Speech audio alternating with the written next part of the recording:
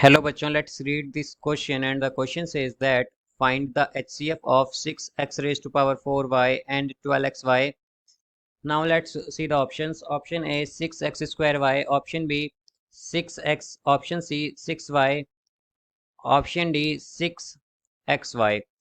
तो आइए बच्चों इस क्वेश्चन को यहाँ पर हम सॉल्व कर लेते हैं। इस क्वेश्चन में हमसे कहा गया है कि हमें यहाँ पर HCF बताना है, ये जो दो पॉलिनोमियल्स हैं इनका। तो इस क्वेश्चन में बच्चों हम की कॉन्सेप्ट यूज करेंगे। इस क्वेश्चन में हम की कॉन्सेप्ट यूज करेंगे HCF means highest common factor. Highest common factor. तो यहाँ पर अगर हम बच्चों देखें कि हाईएस्ट कॉमन फैक्टर जो होता है बेसिकली हमारे पास, ये HCF जो है वो इक्वल होता है हमारे पास प्रोडक्ट ऑफ कॉमन फैक्टर्स के। तो यहाँ पर अगर हम देखें बच्चों तो हमारे पास पॉलिनोमियल्स क्या क्या हैं। एक तो है 6x raise to power 4y और एक है हमारे पास 12xy। तो इसे अगर हम बच्चों देखें तो इसे हम कुछ इस तरह से लिख सकते हैं 6 इंटू एक्स।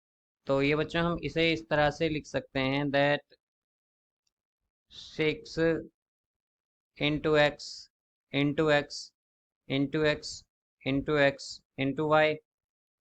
इसे हम इस तरह से लिख सकते हैं बच्चों। तो हम देखें अगर यहाँ पर, और इसे हम लिख सकते हैं इस तरह से 2 इंटू सिक्स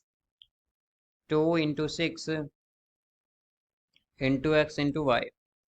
इसे हम इस तरह से लिख सकते हैं। तो अब अगर बच्चों यहाँ पर हम कॉमन देखें फैक्टर्स, तो वो क्या क्या होंगे। एक तो हमारे पास 6x दोनों में कॉमन है और एक y कॉमन है।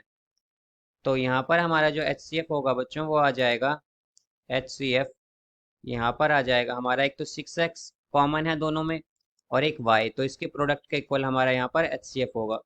तो जो HCF आया है बच्चों हमारे पास वो है यहाँ पर 6xy। तो इसका जो करेक्ट आंसर होगा हमारे पास वो होगा ऑप्शन डी 6xy। तो इसका करेक्ट आंसर है बच्चों हमारे पास option D 6xy। I hope you understood it well. Best of luck. Thank you.